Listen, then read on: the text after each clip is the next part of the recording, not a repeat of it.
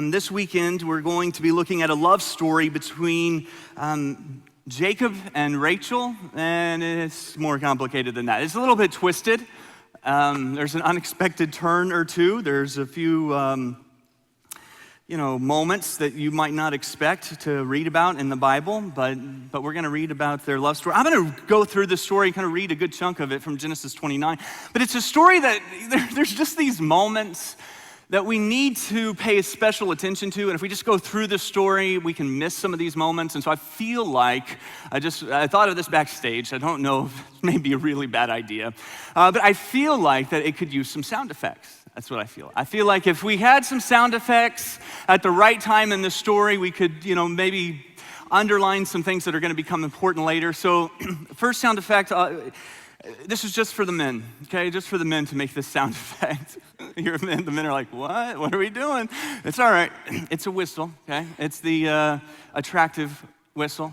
All right, so okay, so on the count of three, let's hear all the men whistle. 1, 2, 3. Yeah.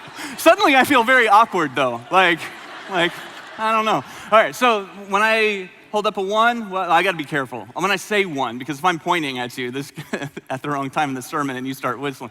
So when I say 1, okay, so ladies, you'll have the second sound effect. And I'm not very good at it. I've practiced a few times backstage. But it's like when you see something cute, like you see, thank you. I so didn't want to have to do it.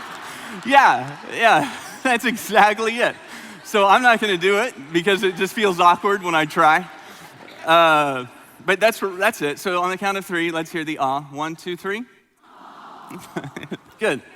And then the last one is for everybody. And this sound effect is like when you see something kind of like gross. So it's like, okay, so 1, 2, 3. Good, right. All right, so as we go through this story, I'm going to have a few places where we'll have the sound effects. Men, be ready for your whistle because it's going to come right away as we're introduced to Leah. All right, or to Rachel. Yeah, it's an important distinction. Now, Laban, it says in chapter 29, Laban had 2 daughters. The name of the older was Leah, and the name of the younger was Rachel. Leah had weak eyes, but Rachel was lovely in form and beautiful. That's so bad. So let's try it again. So Rachel was lovely in form and beautiful. Yeah, you got it. Good, thank you. So Laban had 2 daughters, Leah, who had weak eyes, Rachel, who was lovely in form and beautiful. And Jacob, it says, loves Rachel, and he makes this deal with her dad, Laban, that he'll work 7 years if he can have Rachel as his wife. And so we read that Laban had another daughter named Leah. Now, here's what it says about Leah. The Bible almost never gives us physical descriptions of what a person looks like. It's very rare. You see, like with Joseph, a physical description. There's a few examples, but very rarely do we read about someone and then we're told what they look like. So it's interesting that in this story, we're told, here's a physical description of Rachel. She's lovely in form and beautiful. And here's a physical description of Leah. The Bible says she has nice eyes. Like, nice eyes, it's meant to be a compliment. The word could be translated delicate eyes. It's meant to be kind of a sweet thing to say about Leah, but let's be honest. If your friend sets you up on a date and you're like, well, what does she look like? And he's like, well, she has nice eyes. You're like, oh, I don't know about this, right? I mean, that's a bit of a red flag. But there's a comparison taking place between Rachel, who's lovely in form and beautiful, and Leah, who has nice eyes. Verse 18 says, Jacob was in love with Rachel and said to Laban, I'll work for you 7 years. Okay. 7 years, I will do whatever you want me to do if I can just have your daughter's hand in marriage. And you kind of hear the desire as he's making this request. And then verse 20, we read, this is one of the, ladies, be ready after this verse with your ah noise. This is one of the sweetest, most romantic verses in the Bible. Here's what it says in verse 20. It says, so Jacob served 7 years to get Rachel, but they seemed like only a few days to him because of his great love for her. It really is sweet, right? I mean, he works 7 years. 7 years of his life he slaves away, and finally, it's time. But it just seems like a few days to him because that's how much he loved her. And then in verse 21, here's what we read. After 7 years, it says, Then Jacob said to Laban, give me my wife, my time is complete, and I want to lie with her. So not as romantic, right? I mean, started off really sweet, but you give the guy a break. 7 years is a pretty long engagement, and so he says, I've served my time, and it's time for me to marry your daughter. And that's when things kind of take this twisted turn in the story. It says, so Laban brought together all the people of the place, and he gave a feast. But when evening came, he took, be ready for your noise, okay? When evening came, he took his daughter Leah. Jacob doesn't know this is happening. He takes his daughter Leah and gives her to Jacob. Now she's veiled, she goes into the bridal chamber. It's late at night, Jacob's probably had a few too many to drink. And after enough drinks, maybe, Leah with weak eyes looks like Rachel, who's lovely in form and beautiful. I don't know what's happened exactly, but the father gives the daughter Leah to Jacob, and it says then Jacob lay with her. I know, yeah, that's not what you would expect. And then it says, verse 25, when morning came, I love this. I mean, I don't love this. I just like when morning came, there was Leah. This is how the Bible, he didn't know it was Leah. Morning comes, he wakes up, it's bright now, he looks over, and there's Leah. He thought it was gonna be Rachel. Leah is laying next to him, and that's kind of the moment that I want us to talk about. You can read the rest of the story on your own. Don't do it now, wait till you get home, but that's the moment, right? Where because it happened, not literally, but this happens, for almost every husband and wife and almost every marriage at some point. They have this moment where they wake up and they're like, this isn't who I married, right? Like they feel like the person they're now married to is a lot different than the person that they originally agreed to marry. And so he finds Leah, and Jacob said to Laban, what's this you've done to me? I served you for Rachel. Why have you deceived me? And he goes on to marry Rachel as well. It gets to be pretty messed up. The title of this message is Deepening Desire, but that's oftentimes not how we feel in marriage. We don't feel like the desire deepens. Instead, we find that sometimes it deadens, right? The desired trajectory of a relationship tends to feel, just feeling-wise, tends to feel the strongest at the beginning. And so what I've kind of worked on is putting together what I call a desire diagram that I think happens in most marriages to one degree or another. And so here's where it begins, if you want to jot this down. It begins with desire. That's where our diagram begins. Desire is defined as a strong feeling of wanting to have something or wishing for something to happen. It's a strong feeling of wanting. It's what most of us call falling in love, and this is a desire that biologically, physiologically, emotionally, it comes from God. It's a gift from God. As many of you know, or may be aware of, I had partnered with City on a Hill Productions to make a movie that's going to be in theaters nationwide on September 26th called The Song. And the movie, is this modern-day adaptation of Solomon's life. It's inspired by his life and writings of King Solomon. And one of the reasons I really wanted to make a movie that would be in theaters is because we really need to reclaim romantic love. Like, this was God's idea. He's the architect, he's the designer, he thought of it. And so as a church, we need, as Christians, we need to say, hey, look, this isn't something we need to shy away from. This isn't something we need to avoid. This is something we can celebrate. This is a gift that God has given. And the Song of Solomon is just this passionate love story that celebrates the gift of desire. The way the book begins in chapter 1, here's what his fiance says. She says, let him kiss me with the kisses of his mouth, for your love is more delightful than wine. And you just hear the desire that's being celebrated within this book. Because listen to me, God did not create marriage. He didn't design marriage to be a business relationship. That's not what he's looking for. It's not what he wants for you, where you just are business partners and you take care of business together and you pick up the kids and you pay the bills. In fact, it's interesting. There's only one place we hear from God in Song of Solomon. It's in chapter 5, verse 1. It's after the husband and wife make love. And here's what God says. But first, it's important to know what he doesn't say. Like, he doesn't say, what are you guys doing? That's disgusting. I'm ashamed. You should be ashamed of yourselves. Here's what God says. Chapter 5, verse 1. He says, eat, O friends, and drink your fill, O lovers. God celebrates it. He created it. And so there is this desire that should be a part of marriage. But here's what happens. Okay. There is always disappointment. Yeah, spoiler alert if you're not married. There's desire and then there's disappointment. It's gonna happen. And disappointment comes when, our expectations, our desires aren't really being satisfied. They're not being met. We thought this person was gonna satisfy our desires, and suddenly they don't. We start to feel disappointed. And it's just kind of natural. Not long ago, I was on a date with my wife, and we were standing in line at a concession stand at the movie theater.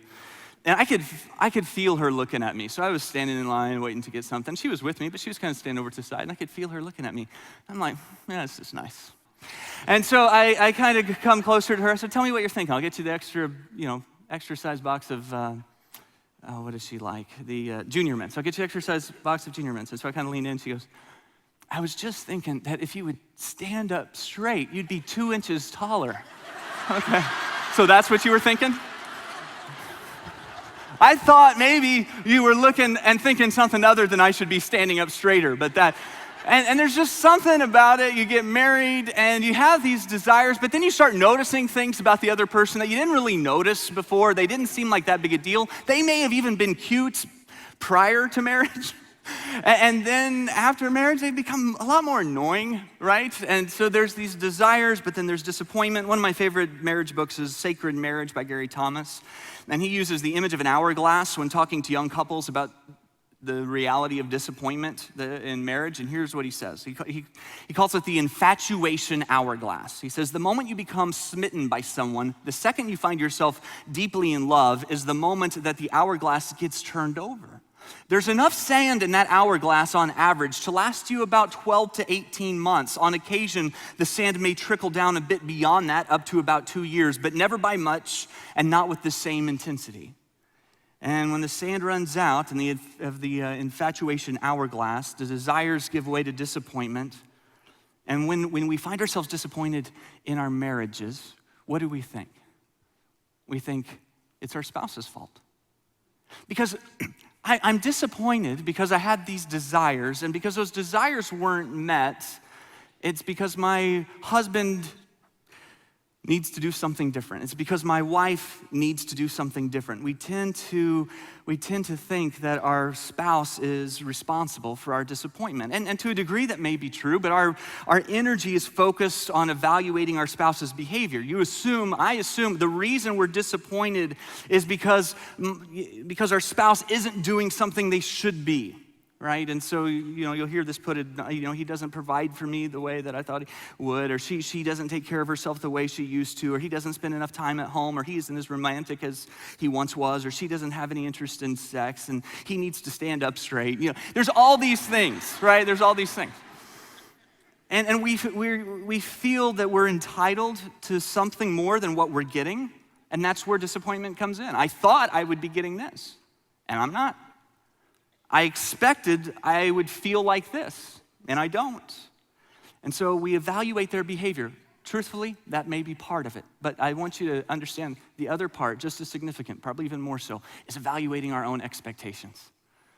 It's our own expectations. I don't know any area of life where we kind of set ourselves up with higher expectations than when it comes to romantic love. Our culture disciples us in this with the movies we watch, the TV shows we watch, the books we read, the magazines we read. They all are kind of building up this expectation that the infatuation hourglass should never run out. And so when I stop feeling some of those desires, or I find that my expectations aren't met, it must be something that he or she isn't doing right. And maybe there's someone else out there that could make me feel the way I know I'm supposed to feel. And so we get these expectations that are built up. And then there's disappointment, but it's inevitable. Tim Keller, who teaches on this passage, from Jacob and Rachel and Leah. He says, I like the way he says this. He just says, it's always Leah in the morning. The person you're married to isn't the person you thought you were marrying. So desire is natural, disappointment is inevitable, and then what comes next is discouragement. We most naturally deal with disappointment with feelings of discouragement and disillusionment because we think, well, this wasn't supposed to happen to us. I wasn't supposed to feel this way. Our story was supposed to be different. And when the strong feelings of wanting begin to wane, we feel discouraged. Suddenly we're faced with the future married to a spouse that we can tolerate. I mean, we might even like them. We can work together with them. We can even be friends with them. That's not what we wanted. And so you start to feel a little bit discouraged. And sometimes it's because you lose the desire. Sometimes it's because your spouse loses the desire for you, which can be just as discouraging, where you have strong feelings of wanting, but they're not reciprocated. That is the position Leah was in our text, that she had a strong desire for her husband, but it just wasn't gonna happen. He just never felt the same way about her as she felt about him. And you just think for a moment what it would have been like to be Leah, because, her whole life her sister was prettier and her dad was so desperate to get her married that he had to trick a man into it. And the husband that she has never really chose her, never really wanted her, and what she wants more than anything is she wants to be wanted. And it just doesn't happen. So here in Genesis 29, we kind of read about this journey, this desire she has to feel desired. And in verse 32, it says, Leah became pregnant and she gave birth to a son, and she named him Reuben, for she said, it is because the Lord has seen my misery. And then here, look at this. Surely my husband will love me now. I've given him a son. Surely he's gonna desire me now. Verse 33, she conceived again, and when she gave birth to a son, she said, because the Lord heard that I am not loved, that I am not desired, he gave me this son too. And so she named him Simeon. And she conceived again. And when she gave birth to a son, she said, now at last my husband will become, very sad, now at last my husband will become attached to me, because I have borne him 3 sons. And so he was named Levi, but it never happens. She's just desperate. Maybe now he'll love me. Maybe God has seen that I'm not loved. And now he's given me a son, so my husband will become attached to me. And it just doesn't happen. There's just this discouragement. They're giving desire, you have desire, but your spouse doesn't. So when the desire starts to die, here's what happens. We deal with the discouragement. Wives, it tends to be with disinterest. You start to lose interest in the relationship. You start to get interested in other things. Kids come along, and the strong desires you had for your husband are kind of transitioned onto your children, where you just have your heart is consumed for your kids. And when you lose interest, you kind of stop trying. You don't really make much of an effort. I mean, you kind of do the bare minimum, and you'll kind of do what's expected because you want to keep your family together. But there's not any real creativity. There's not any passion. There's not any effort. You don't really stop and think, oh, well, what could I do? How could I express? Right? There's just disinterest. For husbands, they tend to disengage. Maybe because they've lost desire, or maybe because they don't feel desired. They feel like this failure in marriage. And so they think, I want to be successful. This hasn't worked out, but maybe at work. And so he pours himself into his job because he's valued there, and they want him there. And he comes home and he watches TV before going to bed, and they talk about, the schedule for the next day and who's doing what and what bills got paid, and they all lived apathetically ever after. That's how the story goes. And so there is desire, there's disappointment, there's discouragement, and then lastly, there is despair. Because we have been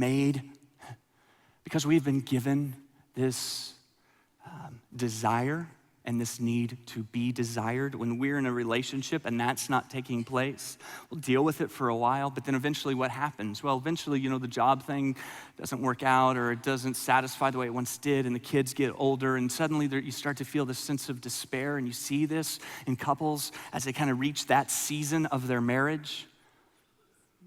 And then you're surprised that the man at a certain age, been married for a certain amount of time, is struggling with pornography. But, it allows him to pretend like he is wanted. It allows him to, it's all it's not real and it's all quite pathetic, but at least he's got something to do with that desire. And she picks up a copy of 50 Shades of Grey or reconnects with an old boyfriend, or they just continue to live with that despair where they're gonna be faithful and, they don't use the word divorce. And the truth is they're just barely friends and they're rarely lovers. And it's hard for them to imagine growing old together and holding hands on the porch swing. They just feel disappointed, despair. And then after despair, you start to experience there's bitterness. You feel cheated. You feel like you were trapped. The person you couldn't live without becomes the person that you couldn't live with.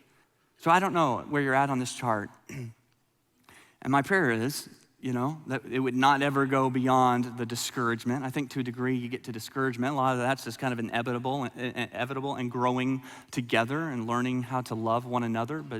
But some of you are below that and you're kind of at the despair and you're kind of at the despise stage. And so as we finish up, I just want to give you a few encouragement from God's word as we go into the 6-week series. That here's what I would say, that if you are in between desire and disappointment, that it's time to give grace.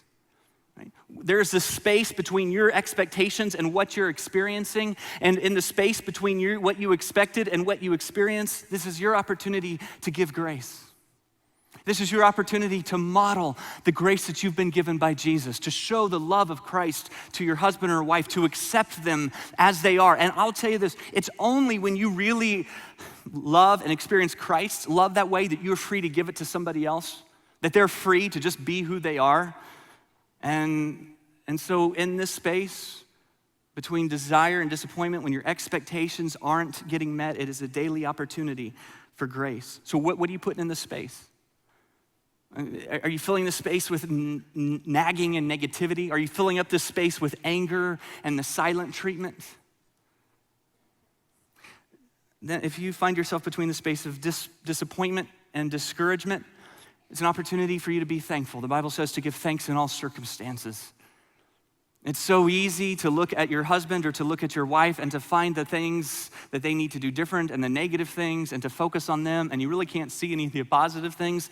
My challenge for you over these next 6 weeks is to intentionally find attributes, find characteristics, find qualities, and be thankful for them, to look for them until you find them, and then to celebrate them, to be thankful. If you're in the space between discouragement and despair, I would say to you, don't quit, right? Here's an interesting thing. Like the point in a relationship where you're most likely to disengage, men, at the point in the relationship, ladies, when you are the least interested, like you just don't really care anymore and your heart is hard and you've grown cold, when you're the most likely to disengage, where you're the most likely to be disinterested, is the time where you've gotta fight. You've got to fight. And men, if I could just talk to you for a minute, if you're at a place where you just kind of don't care anymore, then it is time to be a man. This is an opportunity for you to step up and to fight for your wife, to win her heart, to fight for your marriage. If this is where you're at, if you're discouraged and you're kind of in between discouraged and despair, don't quit. You fight for it. And then, if it's despair that you've been feeling, I would say, lastly, most importantly, you put your hope in God. The reason why we experience disappointment oftentimes is because we've put our hope in the wrong thing, the wrong person. You put your hope in God. You let him be the desire of your heart. Leah was so discouraged that her husband had no desire for her. She kept giving birth to these sons. She kept thinking, okay, well, maybe now he'll love me. Maybe now he'll be attached to me. It doesn't happen. Then in verse 35, it's really beautiful but easily missed verse. It says, she conceived again, and when she gave birth to a son, it's her fourth one. When she gave birth to a son, she said, this time I will what? This time I will praise the Lord. And so she named him Judah. And she took the desires of her heart. And she said, this time, I'm giving them to God. And Judah, he's somebody that you've heard of. Jesus was called the Lion of Judah. That's this guy. That God had a good plan for her marriage, and God worked for the good, and he redeemed. And so I'll just give you one more word On our desire diagram, it's the most important word from Psalm 37. David says, delight. That's the word delight right here. Delight yourself in the Lord, and he will give you the desires of your heart. If you delight yourself in your husband, it's not going to go well. If you delight yourself in your wife, you're going to be frustrated and disappointed. You delight yourself in the Lord. You take the deepest desires of your heart and you say, God, I'm giving these to you. My strongest feelings of wanting, God, I want that to be for you. And the strangest thing will happen, that he will give you, he'll change some of the desires, but he'll give you the desires of your heart.